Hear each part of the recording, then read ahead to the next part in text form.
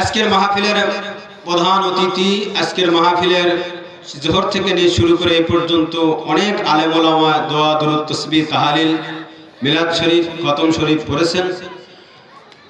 আল্লাহ পাক রব্বুল আলামিন সকলের নেক হায়াত দারাজ করুন, সকলে বলে আমিন। এই মাহফিলে আপনারা আসতে পেরে খুশি না বেজার? যেভাবে বললেন মনে হয় বেজার। এখন তো সে প্রচুর ঠান্ডা ঠান্ডা নাকি? যেহেতু ঠান্ডা নেই তাহলে এখন তো মাহফিলের প্যান্ডেলে এসে বসা যায়, যায় কি যায় না? সম্মানিত ভাইয়ার আমার, বাবাজিরা আমার, আল্লাহ রাসূল সাল্লাল্লাহু আলাইহি সাল্লাম বলেন দুনিয়ার মধ্যে তিনটা জায়গা হলো জান্নাতের বাগান। কয়টা জায়গা? কয়টা জায়গা? তিনটা জায়গা। প্রথম নম্বরে নবী আমার বলেন মাজালিসুল ইলম, যেই মজলিসের মধ্যে ইলমে দ্বীন শিক্ষা করানো হয়, প্রথম। দ্বিতীয় নম্বরে আল্লাহর নবী বলেন যেই মজলিসে মাজালিসুল যিকর, যেই মজলিসের মধ্যে জিকির করানো হয়, জোরে বলুন সুবহানাল্লাহ। আরেকটা জায়গা, সেই জায়গাটা হলো আল্লাহর ঘর মসজিদ, দুনিয়ার মধ্যে সবচেয়ে উত্তম জায়গা। তো এটাও একটা জান্নাতের বাগান। আল্লাহ রাসূল বলেন যেখানে কোরআন ও হাদিসের আলোচনা করা হয় সেটা জান্নাতের টুকরা হয়ে যায়, জোরে বলুন সুবহানাল্লাহ। তো আমরা এই জান্নাতের বাগানে আসতে পেরে খুশি না বেজার? খুশি। দুটো হাত তুলে দেন, নারায়ে তাকবীর, নারায়ে তাকবীর। আল্লাহ আমাদের সকলকে কবুল করুন, সকলে বলে আমিন। সম্মানিত ভাইরা আমার, বাবাজিরা আমার, তো মজলিসের মধ্যে আসলে পরে কি হয়? আল্লাহর নবী বলেন যতক্ষণ পর্যন্ত বান্দা মজলিসের মধ্যে থাকলো, কতক্ষণ? যতক্ষণ। আমার কথা কি আপনারা বুঝতেছেন? একজন নিয়ত করলো মাহফিলে যাচ্ছি, যাবার পরে কি করব, যখন প্রধান বক্তা ওঠে এরপরে ওই তবারক যখন বিতরণ করে তবারকটা নিয়ে চলে আসবার, এদিক ওদিক ওই বাদাম চটপটি খেয়ে সময়টা কাটায় দেবে। মোবাইল তো ওয়াজ সব বলে মোবাইলের ভিতর, ওয়াজ সব মোবাইলের ভিতর ঢুকে গেছে, বোঝেন নাই? তখন ওই চিন্তা করে উনি মজলিসের মধ্যে বসে না। আল্লাহর নবী বলেন যে ব্যক্তি মজলিসের মধ্যে বসলো, বসে থাকার কারণে, এই মজলিসের মধ্যে বসে থাকার কারণে বান্দার শ্বাস ও প্রশ্বাসে 10টি করে নেকি তার আমল নামায় লেখা হয়ে গেল, জোরে বলছেন। তাহলে মজলিসের দাম আছে না নাই? আছে। আমার ওইদিকে দেখা যাচ্ছে ওই মুরগি যেগুলো ডিম বাতে নিয়ে বসে অথবা তাপ দেয়, সেইগুলোরে কিন্তু ওই বাচ্চা হয়। আর যেগুলো ওই মুরগির বাইরে থাকে ওইগুলো কত কি হয়ে যায়? কাজী হয়ে যায় অথবা বাবা হয়ে যায়, তাই না? তো আমরা এখান থেকে কেউ যেন বাবা মুসল্লি না হয়ে যায়, আমরা যেন এখান থেকে ঈমানদার হয়ে এখান থেকে বিদায় হতে পারে, আল্লাহ তৌফিক দান করুন, সকলে বলে আমিন। তো এখানে আপনারা আসতে পেরে খুশি না বেজার? আল্লাহ যেন আমাদের সকলকেই খুশি মনে এখান থেকে আমরা সওয়াব রেশনি করে আমরা এখান থেকে যেতে পারি, আল্লাহ তৌফিক দান করুন, সকলে বলে আমিন। সম্মানিত হাজরিন, পবিত্র কুরআনুল কারীম থেকে একটা আয়াতে কারিমা তেলাওয়াত করেছি। আয়াতের কিছু ব্যাখ্যা, কিছু কথা আপনাদের সামনে তুলে ধরতে পারে, আল্লাহ তৌফিক দান করুন, সকলে বলে আমিন। এটা তো আসলে দিনই একটা মজলিস, এখানে খায়সা বেফাস কথাবার্তা বলে সময় কাটায় দেওয়ার চাইতে কুরআন হাদিসের কথা বলে যদি ওই ব্যক্তি আমল করে উনি সত্যের পথ পেয়ে যাবে, জোরে বলেন আমিন। আমরা সত্য কথা বলার পক্ষে না বিপক্ষে? আল্লাহ আমাদের সকলকে কবুল করেন, সকলে বলে আমিন। সম্মানিত ভাইয়েরা আমার, বাবাজিরা আমার, আল্লাহ পাক রব্বুল আলামিন পবিত্র কুরআনুল কারীমের মধ্যে বলেন আলা ইন্না আউলিয়া আল্লাহি লা খাউফুন আলাইহিম ওয়ালা হুম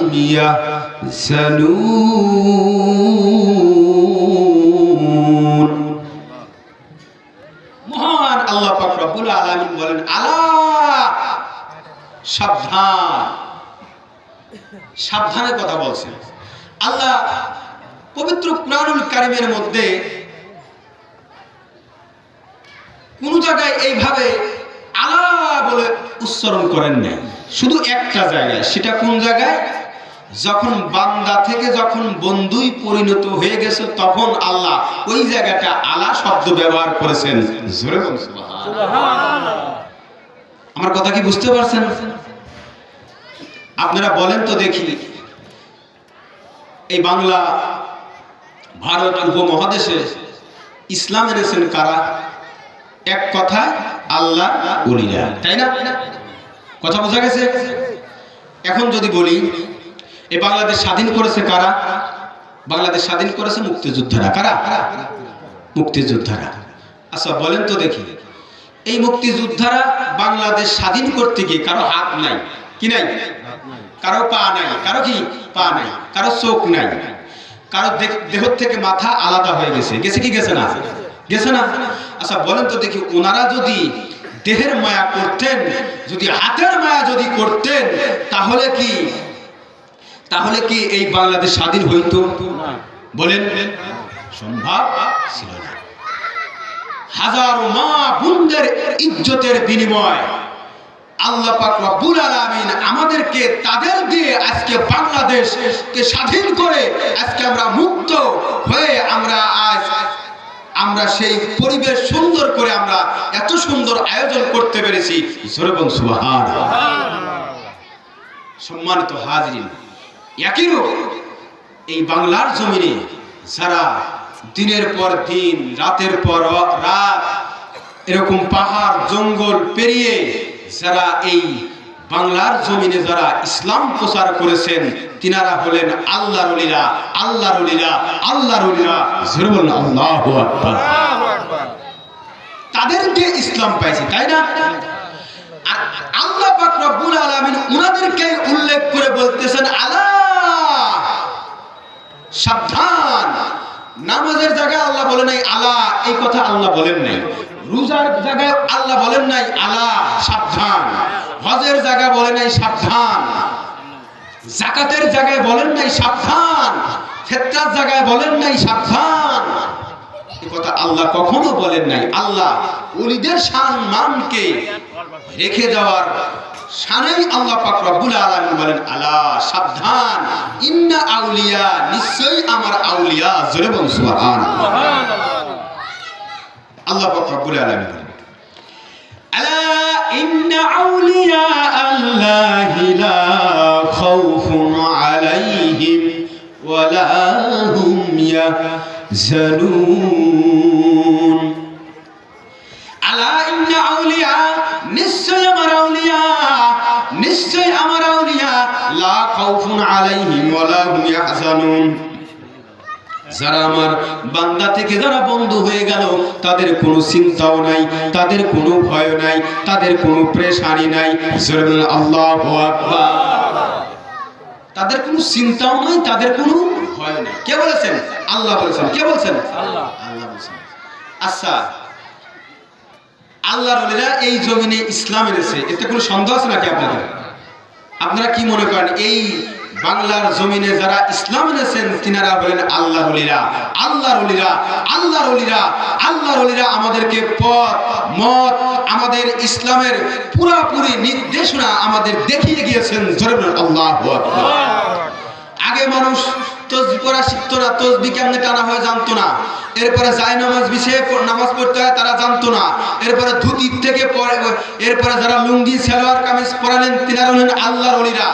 যারা কিবলা দেখালেন তিনারা হলেন আল্লাহর ওলিরা। সুবহানাল্লাহ, আল্লাহু আকবার। তো আল্লাহর ওলিরা এই বাংলার জমিনে আছে না নাই? আছে। কিন্তু দুঃখজনক হলেও কথাগুলো সত্য বলতেই হয়। আজ থেকে এই পর্যন্ত 92-93টা মাজার এই জমিন থেকে ভেঙে দেওয়া হয়েছে, ঠিক কিনা বলেন? সুদ ঘুষের বিরুদ্ধে যদি আমি না বলতে পারি, আমি হারামটা যদি বাদ না দিতে পারি, আমি আল্লাহর ওলির মাজার ভেঙে আমার তকদির ভালো হবে না, আমার তকদির নষ্ট হয়ে যাবে। অতএব আল্লাহ এক জায়গায় বলেন আলা সাবধান, যে আমার বন্ধুর সাথে, যে যে আমার বন্ধুর সাথে দুশ্মনী করে, যারা আমার হাবিবের সাথে, আমার বন্ধুর সাথে, আমার ওলিয়ে কামেল যারা এদের সাথে দুশ্মনী করে, তাদের তকদির নষ্ট হয়ে যাবে, তারা দুনিয়ার থেকে পথভ্রষ্ট হয়ে যাবে। জোরে কোন নাউযুবিল্লাহ। একটা হাদিস বললে আরো আপনারা ক্লিয়ার হয়ে যাবেন। সম্মানিত হাজিরিন, আল্লাহ পাক রব্বুল আলামিন হাদিসে কুদসির মধ্যে বলেন, قال النبي صلى الله عليه وسلم إن الله تعالى قال من عاد وليا فقد أذنت بالحرب وما تقرب إلي عبدي بشيء أحب إلي مما افترضت وما يزال عبدي يتقرب إلي بالنوافل حتى أحبه فإذا أحببته كنته سمعه الذي يسمع به وبصره الذي يبصر به ويده التي يبطش بها ورجله التي يمشي بها وإن سألني أعطيته ولئن استأذنني لا يؤذن رواه البخاري أو كما قال النبي عليه الصلاة والسلام سبحان الله মহান আল্লাহ পাক রব্বুল আলামিন পবিত্র কুরআনুল কারীমের মধ্যে আল্লাহ পাক রব্বুল আলামিন জানায়া দেন, পবিত্র কোরআনে আল্লাহ জানায়া দেন, আমার নবীজি আর হাদিস থেকেও এটা বর্ণনা করেন। আল্লাহ হাদিসে কুদসির ভিতরে এই কথাগুলি বর্ণনা করেন, ইন্নাল্লাহ তাআলা ক্বালা মান আদা ওয়ালিয়ান, যে ব্যক্তি আমার ওলির সঙ্গে দুশমনি রাখে আমি আল্লাহ তার বিরুদ্ধে যুদ্ধ ঘোষণা করি। জোরে কোন নাউযুবিল্লাহ। কি ঘোষণা? যুদ্ধ ঘোষণা করে। আল্লাহ তার বিরুদ্ধে যুদ্ধ ঘোষণা করে। তাহলে আল্লাহর ওলিদের সাথে দুশমনি করা যাবে? যাবে? সম্মানিত হাজিরিন, এরপরে আল্লাহ পাক রব্বুল আলামিন হাদিসে কুদসির ভিতরে বলেন, আমি আমার বান্দার উপরে যাহা কিছু ফরজ করে দিয়েছি এর চেয়ে অতিরিক্ত কোনো কিছু নিয়ে আমার নিকটবর্তী হয় না। আর আমার বান্দা যখন নফলের মধ্যে যখন থাকে আমি আমার বান্দার খুব নিকটবর্তী হয়ে যাই, আমি আমার বান্দাকে ভালোবেসে ফেলি। আর আমার বান্দা যেই কান দিয়ে শ্রবণ করে আমি আল্লাহ সেই কান হয়ে যাই, আমার বান্দা যেই হাত দিয়ে ধরে আমি আল্লাহ সেই হাত হয়ে যাই, আমার বান্দা যেই পা দিয়ে হাঁটে আমি আল্লাহ সেই বান্দার পা হয়ে যাই। আমার বান্দা যখন বিপদে পড়িয়া যায় আমি আল্লাহ আমার বান্দার বিপদ থেকে উদ্ধার করি। একবার জোরে বলা যাবে না সুবহানাল্লাহ? আল্লাহ বিপদ থেকে উদ্ধার করে কি করে না? আল্লাহর ওলিদের শান মান আছে না নাই? সম্মানিত হাজিরিন, ওলি আল্লাহদের স্মরণে মাহফিল, এই জন্য দুটি কথা বললাম, কষ্ট নিন না তো? কষ্ট নেবার কিছু নাই। ওলি আল্লাহরা এই দেশে ইসলাম প্রচার করে ওনারা মাটির নিচে ঘুমিয়ে আছে, তাদের জন্য দোয়া করার দরকার আছে না নাই? আল্লাহ যেন আমাদের সকলকে আমাদের কবুল করে, সকলে বলে আমিন। ঈশ্বরী খাজা বাবা ফরিদপুর রহমতুল্লাহ আলাই, ওদিকে মনে করেন সারসিনার জমিনে নেসারউদ্দিন রহমতুল্লাহ আলাই, খাজা খানদান আলী রহমতুল্লাহ আলাহি বাগেরহাটের জমিনে শুয়ে আছেন, খাজা খানদান আলী রহমতুল্লাহ আলাহি সিলেটের জমিনে শুয়ে আছে, শাহজালাল শাহপরান রহমতুল্লাহ আলাহি, সমস্ত আউলিয়া ইকরাম আমাদের দেশে ইসলামের ওনারা মাটির নিচে ঘুমিয়ে আছেন। আল্লাহু আকবার। সম্মানিত হাজিরিন, আমি যে কথা বলছিলাম, তো আল্লাহ পাক রব্বুল আলামিন আমাদেরকে ওলি আল্লাহদের শান মান বেশি বেশি করে আমল করার তৌফিক দান করেন, সকলে বলে আমিন। এখন আমি আমার মূল আলোচনা যাচ্ছি। আল্লাহ পাক রব্বুল আলামিন আমাদের সকলকেই আমাদের ধৈর্যের সাথে এখানে বসে থাকার তৌফিক দান করেন, সকলে বলে আমিন। সামনে যে রাত আসছে, কোন রাত বলেন?